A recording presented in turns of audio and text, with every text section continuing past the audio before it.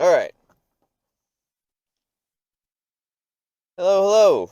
Welcome back to Retrieving Sanity, Lunch Intermissions. So, again, uh, Liam Crowe from now on. Again, by popular demand because Liam the Crow is the mascot for Retrieving Sanity. So, today's been an interesting day at work, and it's not the usual, like, oh, yeah, go do this, work on this copier, go do this, work on that copier. Nah. I mean, that's what I'm getting ready to go do. However, this morning started out really hectic, and before you really question too much, what does this have to do with recovery? I'll explain, and maybe you'll see my point. Today started out really hectic. Had two copiers to go deliver and install today, two different locations. I was aware of the first one from yesterday. The second one was popped on me this morning, so that was already like, oh, okay, whatever. Just another delivery. So the second one that I'm going to go do, which turned out to be the first one because of how far away it was, I went all the way out there, about 35, 40 minutes or so from the shop. Got there. As I'm pulling in, I had the weird thought that, man, that'd be some shit if there was no one here. Well, I pull up, I get out, I see the door, and I notice that the company's name is written on a piece of paper taped to the inside of the window, like right next to it. And so I'm like, okay, I can't really see in there. So I open up the door. There's no one there. Not only was there no one there was nothing there. Completely barren everything. The only thing that had something in it was the bathroom, of course. But so I'm sitting there, I'm confused. I can hear my own echo walking around in there.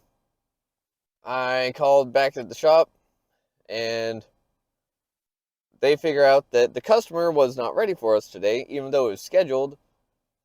So the customer knew that they had to reschedule, but they forgot to call us to tell us, hey, we need to reschedule because we're not ready for you yet. So I'm like, all right. Hop back in the car, start heading another 35, 40 minutes to the second delivery. I get there. First, I stop by one tower. Then at that one tower, I was told I actually have to go to the second one. So I go to the second tower. At the second one, I have to unload this copier at a dock that is not really quite at the right height for the lift gate in the back of the van. So I get everything situated. I get it after a little bit of hassle. And then whenever I'm checking in with security, turns out that it takes me having checked in at the first tower, the security office that was in the basement that didn't have a sign to or anything. Like I was supposed to know that it was there. So, thankfully, the guard was pretty cool. He took my ID, gave me a badge, showed me the freight elevator. I take the copier all the way up to the 13th floor. The 13th floor, I'm sitting there going, all right, cool. So I get out the elevator, looking around. I see some plaque markers for suite 13, 15 to 30 to 35 or 40. So suite 1330 is that way. I go that way. Long story short, there was, again, nothing there and no one there. Actually, there were people and there were some things, but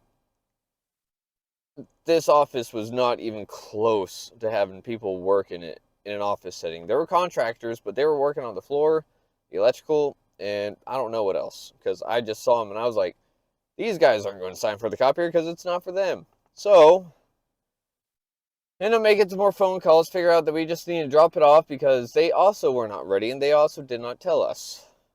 So, set it to the static IP address because they said go ahead and leave it, all this, blah, blah, blah. I was like, okay, that's a first. So, I'm just doing what I was told, got back in the car, headed back, dropped off the copier that I wasn't able to drop off the first time, and then got back to the shop, did all that, got in my car, headed out to another call. They're on lunch till I'm not sure when. Then, while I'm waiting for them to get off of lunch, or get back from lunch, rather, I get another call saying, hey, wait, there's this one call that wasn't on anyone's board, but it was scheduled, and so go ahead and shoot out there because it was supposed to be at 1 o'clock. And I'm like, all right, well, it's like a little after 1, so I was like, I'll be there as fast as I can.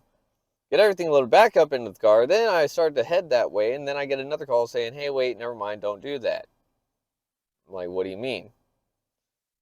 Well, they said no one showed up.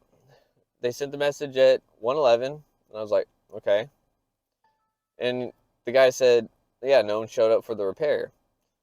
So whenever they were trying to figure out if it's still okay for someone, myself, to go back out there and do whatever it is, the guy replies, well, there's no one in the office today.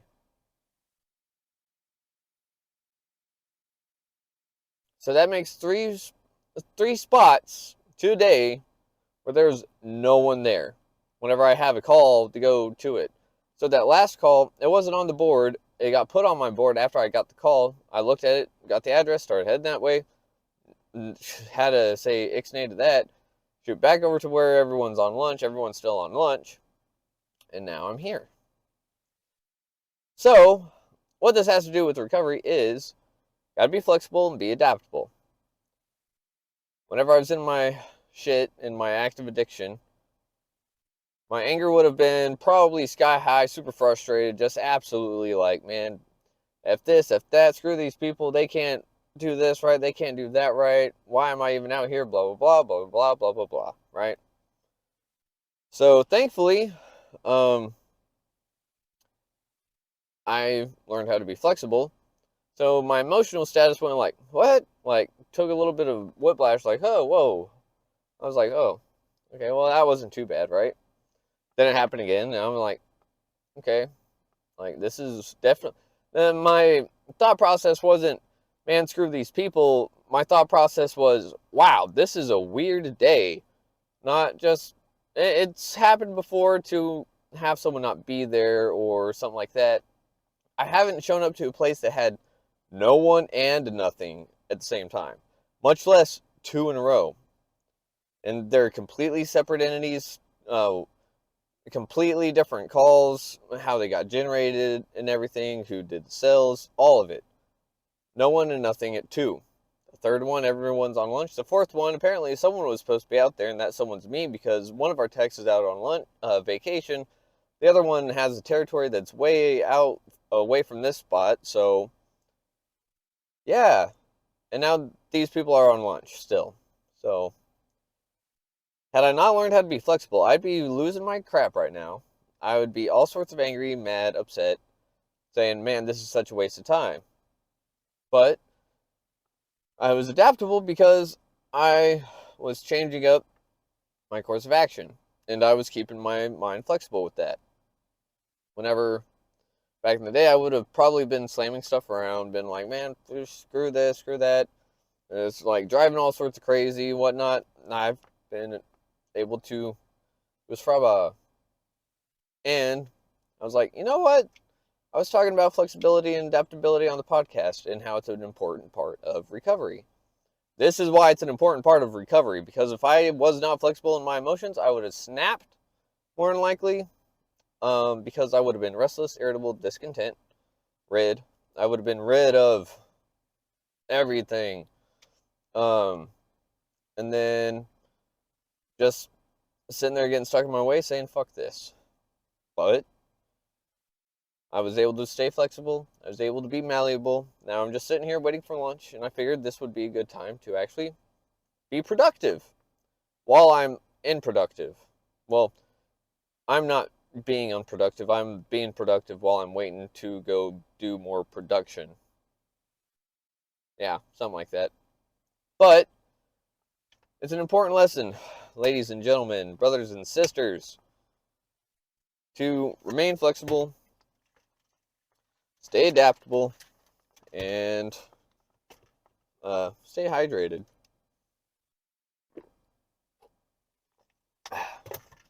Because, yeah,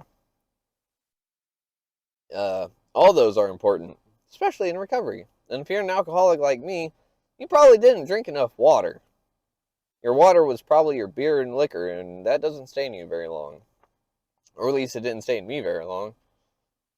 But So now I sit here and I wait. Oh, and then I also had this other situation that's developing.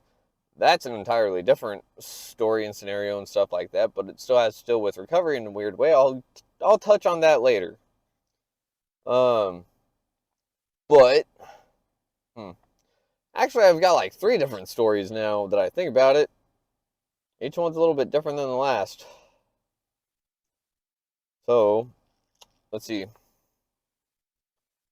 All right, it's about that time for me to go see if anyone is actually back. If not, I'll keep recording, make another episode, make another installment, do something like that. But until then, remember, people love you, love yourself, keep your head up, stay strong, stay flexible, remain adaptable. You got this, all right? I believe in you. If no one else, just listen to me. I believe in you. Okay? Good. Pat yourself on the back every now and then. Don't beat yourself up. Understand yourself, love yourself, be your own best friend. Until then, your other best friend, Liam Crowe, or Keegan, is here for you.